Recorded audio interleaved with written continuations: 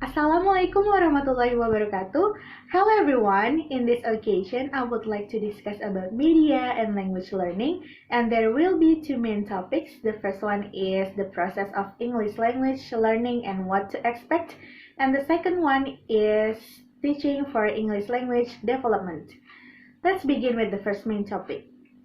Just like the title, you may wonder how is actually the process of language learning.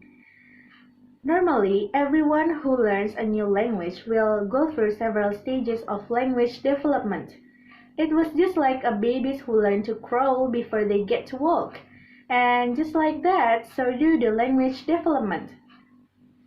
At the beginning stage, maybe the language learner will say or will produce uncompleted utterance like breakfast eats before they finally succeed to say complete utterance like I ate my breakfast.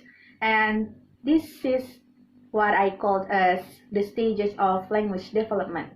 We have to remember that the learners will acquire a new language only when they are cognitively and psychologically ready. So, as the teacher, we have to be able to stimulate the learners' language development. And the question is, how to create or how to make the effective language learning environment. First, as the teacher, we have to give the students or the learners much opportunities for them to practice their English in the real context or in the classroom.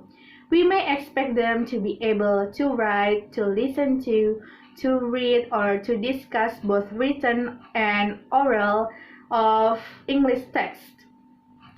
For example, the classroom practice, which is related to reading comprehension, will develop the academic literacy, and the discussion in the classroom will also develop the learner's critical thinking.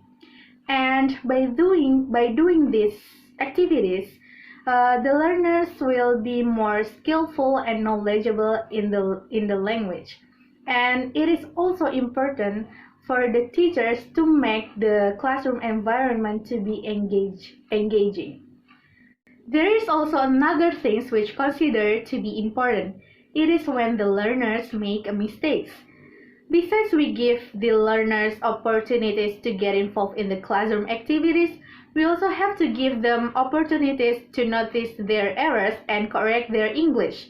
For example, we can correct the errors explicitly when students say, I use my bike to go to school, and we can correct it by saying, oh, do you mean you ride your bike to go to school? And we may emphasize the intonation on the word which is incorrect. So it will let the student know their mistake and which one is incorrect. Now let's move to the next topic, which is teaching for English language development.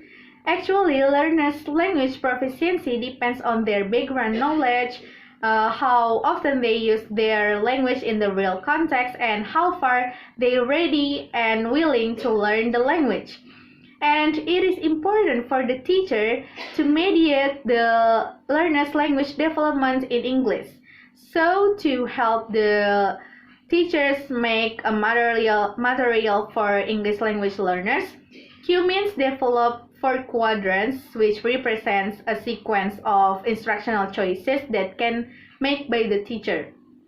And each quadrant has a different level of difficulties. And if we want to use the quadrants, we have to adjust it with the condition of the student itself, like how proficient the students in the language.